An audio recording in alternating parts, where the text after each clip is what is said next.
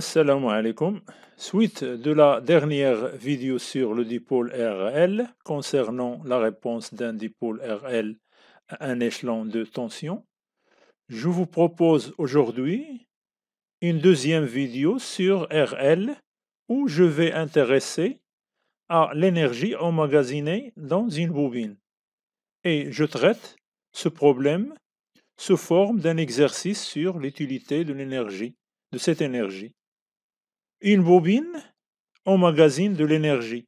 À la fermeture d'un circuit, dans ce cas-là, il se comporte comme un récepteur électrique et elle restitue cette énergie lors de l'ouverture du circuit. Alors, il se comporte dans ce cas comme un générateur électrique où cette énergie peut entraîner un corps en le soulevant d'une hauteur h. C'est un bon sujet qui nous aide à comprendre bien ce phénomène. Alors, l'énoncé de cet exercice. Utilité de l'énergie emmagasinée dans une bobine. Un générateur de force électromotrice E est égal à 6 volts et de résistance interne R est égal à 2 ohms alimente un circuit constitué d'une bobine AB d'inductance L est égal à 1,8 Henry et de résistance interne R est égal à 8 ohms. Aux bornes de laquelle on a placé un petit moteur en série avec une diode au silicium D, figure 1. Onde G est égal à 9,8 mètres par seconde au carré. Donc voilà la figure. Premièrement, lorsqu'on ferme l'interrupteur K, première question, établir l'équation différentielle vérifiée par l'intensité du courant I de T dans le circuit. Deuxièmement, la solution de l'équation différentielle et de la forme I de T est égale à A E moins alpha T plus B. Déterminer les expressions de A, B et alpha en fonction des paramètres du circuit. Calculer ces valeurs. Troisième question, en utilisant la définition de la puissance instantanée, P de T est égal à D de M sur dt, montrer que l'énergie emmagasinée par une bobine lorsqu'il est traversé par un courant d'intensité I et EM est égal à 1 demi LI de T au carré. Quatrième question, calculer cette énergie à l'instant T égale à taux, puis lorsque T est supérieur à 5 taux. Cinquième question, pourquoi le moteur ne fonctionne-t-il pas? Deuxième question, lorsqu'on ouvre l'interrupteur K, on constate que le moteur se met à tourner pendant quelques secondes. Première question, quel est le sens du courant qui le parcourt? Deuxième question, d'où provient l'énergie électrique qui la fait fonctionner? Quel est le phénomène physique ainsi mis en évidence? Troisième question, pendant son fonctionnement, le moteur est capable de soulever lentement un corps de masse M est égal à 100 g à une hauteur de H est égal à 20 cm par l'intermédiaire d'une poulie qui l'entraîne. Figure 2. Calculer le travail mécanique fourni par le moteur, le comparer à l'énergie magnétique emmagasinée par la bobine, en déduire le rendement de l'opération. Alors, passons maintenant à la correction de cet exercice. Premièrement, on ferme l'interrupteur K. Donc, lorsqu'on ferme l'interrupteur K, on obtient le circuit suivant. Surtout, on obtient cette boucle-là. Pourquoi la deuxième boucle? On ne s'intéresse pas, car l'intensité qui passe ici, il va être bloqué par la diode. Donc, dans ce sens, lorsque l'intensité passe dans ce sens-là, donc la diode ici bloque cette intensité-là. Donc, c'est comme la diode ici joue le rôle d'un interrupteur ici ouvert. Donc, ce qui nous intéresse, nous, c'est cette boucle-là qui contient le générateur et la bobine, qui contient le générateur et la bobine. Donc, en première question, on veut déterminer l'équation différentielle vérifié par l'intensité I de t, et aussi sa solution. Bon, on applique ici la loi d'additivité des tensions. Donc vous voyez bien ici que dans cette boucle-là, que la tension UG est égale à la tension UB. Bon, ici, la bobine est un récepteur. Le générateur ici, c'est un générateur, donc convention générateur. Donc, si je fais ici, j'applique la loi d'additivité des tensions, j'aurai ici UG moins UB égale à 0, puisque la boucle est fermée. Donc, UG est égal à UB. UG, c'est la tension aux bornes du générateur et UB aux bornes de la bobine. Donc, puisqu'ils sont égaux, donc la tension UG aux bornes du générateur, d'après la loi d'Ohm sur généralisée, sur un générateur qui a une résistance interne, donc ça, on le sait depuis c'est-à-dire depuis le tronc commun. Donc, UG est égal à E moins R fois I. Et UB, c'est grand R fois I plus L dI sur dt. Donc, si on passe cette expression-là, RI, dans l'autre membre, donc on aura R plus petit r fois I plus L dI sur dt est égal à E. Si on divise par R plus petit r, donc on aura L sur R plus petit r fois dI sur dt plus I de t est égal à E sur R plus petit r. Alors, vous voyez bien ici, ça c'est une équation différentielle de premier ordre avec second membre, avec second membre, n'est pas nul. Donc, qui est vérifié par I de t. Donc, la solution, comme il nous donne, la solution de cette équation différentielle est de la forme I de t est égal à A, E moins alpha t plus B. Donc, pour trouver les constantes A, alpha, B, en fonction des paramètres du circuit, premièrement, on commence par A et alpha, c'est-à-dire en remplaçant cette solution-là ou en reportant cette solution-là dans l'équation différentielle. Donc, on calcule premièrement la dérivée dI sur dt de cette solution. On trouve moins A alpha, E moins alpha t. Et on le remplace, on le substitue dans l'équation différentielle. Donc on aura A E moins alpha t plus B moins L sur R plus petit r A alpha E moins alpha t qui est égal à E sur R plus petit r. On met A E moins alpha t en facteur. A E moins alpha t en facteur. On aura 1 moins L alpha sur R plus petit r plus B est égal à E sur R plus petit r. Donc, pour que I de t qui est égal à E moins alpha t plus B soit une solution, il suffit que alpha est égal à R plus petit r sur L, qui est égal à 1 sur tau, où tau est la constante du temps. Donc, tau ici est égal à L sur R plus petit r. Une application numérique nous donne 0,18 secondes. Et B est égal à E sur R plus petit r. Et E sur R plus petit r, c'est I0. Donc, I0 est égal à 6 sur 8 plus 2, qui est égal à 6 sur 10, qui est égal à 0,6 ampères. Maintenant, on détermine la constante A.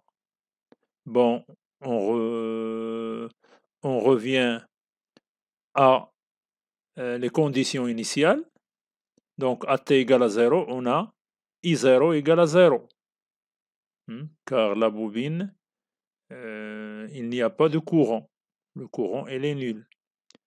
Qui est égal à, d'après l'équation, qui est égal à A plus B.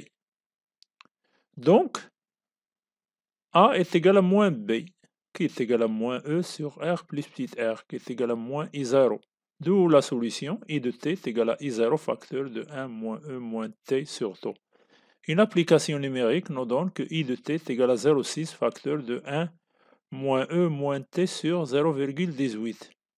Voilà donc la solution de cette équation, de cette équation différentielle ou de l'établissement du courant dans le circuit, dans la bobine.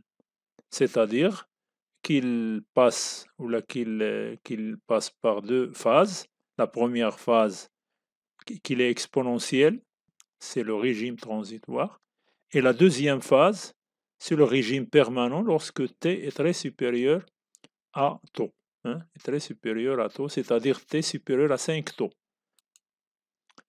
Alors, troisième question, l'expression de la puissance électrique P est changée par la bobine.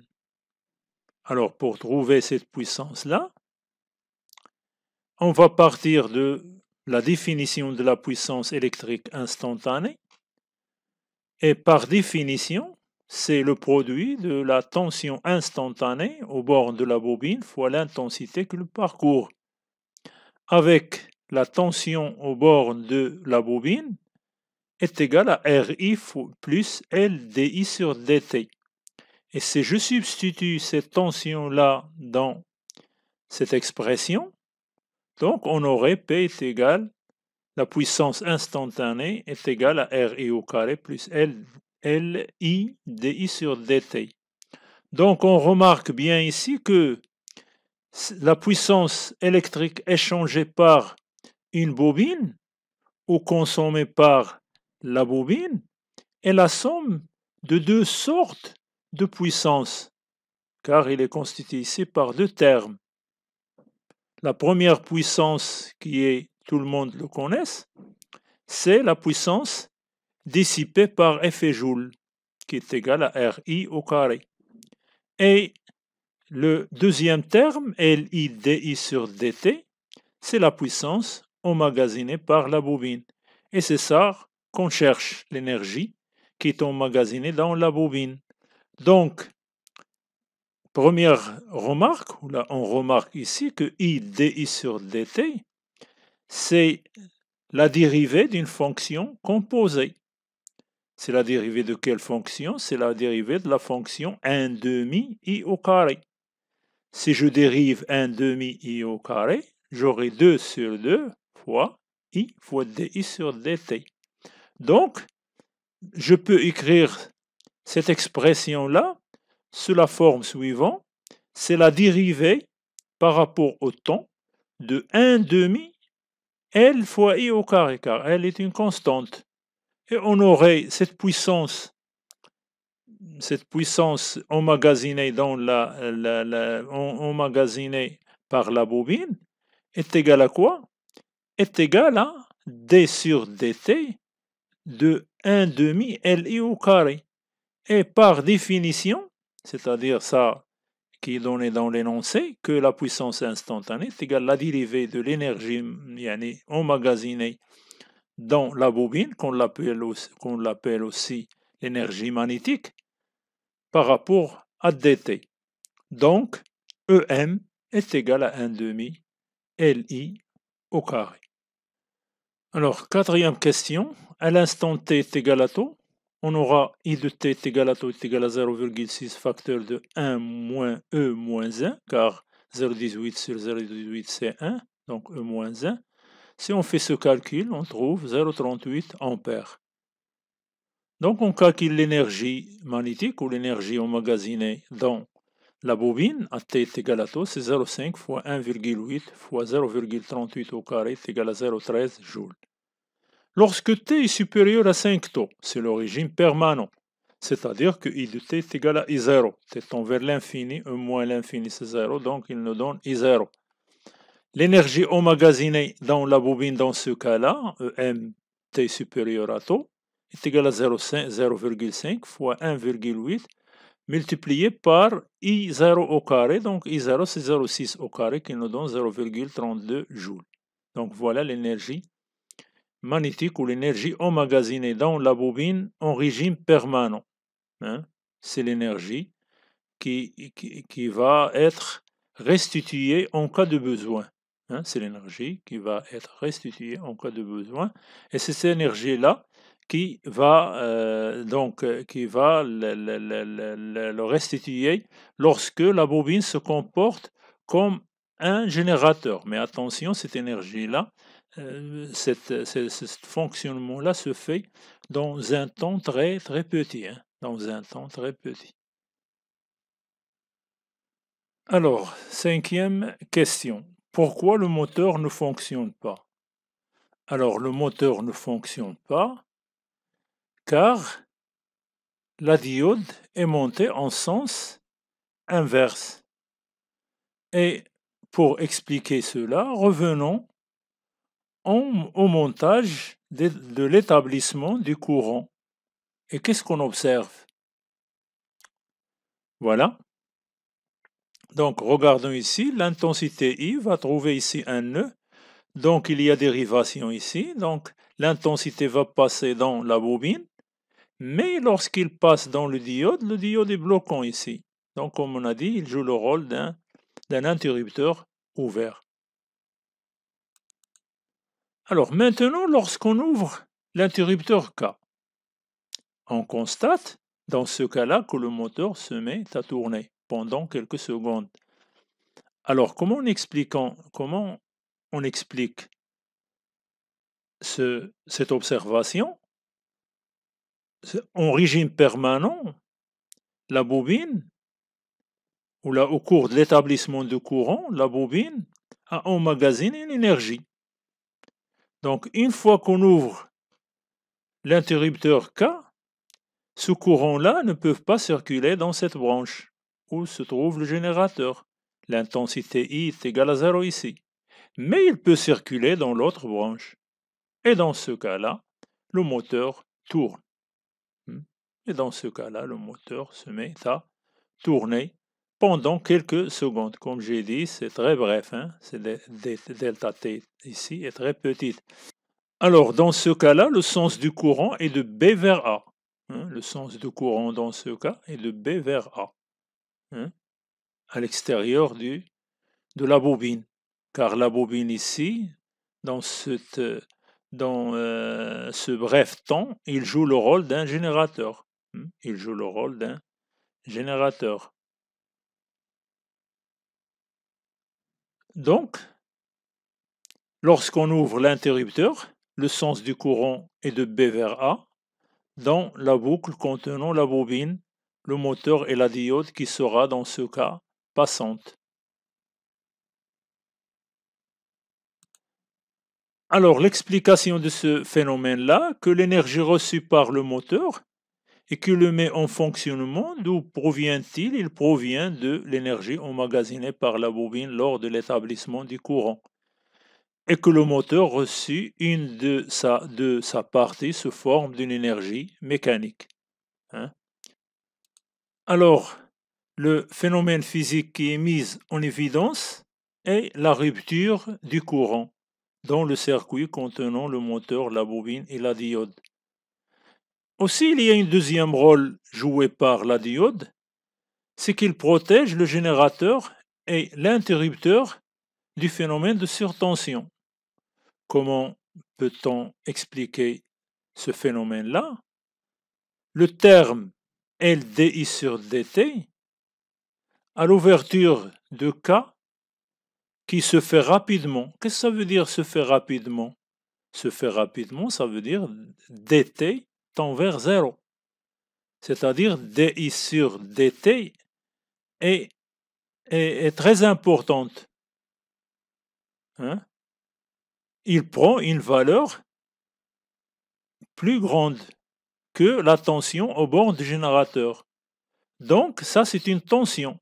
Donc, la tension, dans ce cas, aux bornes de la bobine, devient plus grand et il peut, d'où il y a apparition du phénomène de surtension et qui a pour effet de détériorer c'est-à-dire les éléments qui sont branchés avec la bobine. Par exemple, le générateur, l'interrupteur et tout ça. Alors, passons maintenant à la troisième question qui nous demande de calculer le travail fourni par le moteur. Appelons ce travail-là Wm. Donc, à la rupture du courant, c'est-à-dire lorsqu'on ouvre l'interrupteur, c'est-à-dire le travail mécanique fourni par le moteur est égal au travail de la tension du câble, hein, puisque les dimensions de la poulie négligeables, donc le travail fourni par le moteur pour soulever la masse ou le corps, donc est égal au travail de la force ou de la tension du câble T, hein, de la tension du câble T. Et puisque le moteur soulève le corps lentement, hein, ça on a vu ça aux premières années de baccalauréat, donc la vitesse ici est constante. Et si la vitesse est constante, donc la somme des travaux des forces qui appliquées sur le corps est nulle. Donc si ces travaux est nul, donc W de T, hein, plus W de P est égal à 0. W de P est égal à moins W de T. Et W de P, on sait qu'il est égal à moins mgh, car le travail du poids ici, c'est un travail résistant. Donc il est négatif. On déduit que W de T est égal à mgh. Et puisque W de T est égal à W de M, donc W de M est égal à mgh, application numérique 0,1 multiplié par 9,8 multiplié par 20 fois 10 moins 2, donc est égal à 20 fois 10 moins 2 joules, ça veut dire 0,2. Alors maintenant, l'énergie emmagasinée dans la bobine. Bon, l'énergie emmagasinée dans la bobine, on a déjà calculé, c'est l'énergie qui est emmagasinée dans le régime permanent, hein, qui reste constant. Donc c'est EM est égal à 1 demi LI au carré, avec I est égal à E sur R plus petit r qui est égal à 0,6 ampères. Donc EM est égal à 1 demi fois 1,8 fois 0,6 au carré qui est égal à 0,32 joules. Maintenant, quel est le rendement pour comparer ces deux énergies-là? On va calculer le rendement.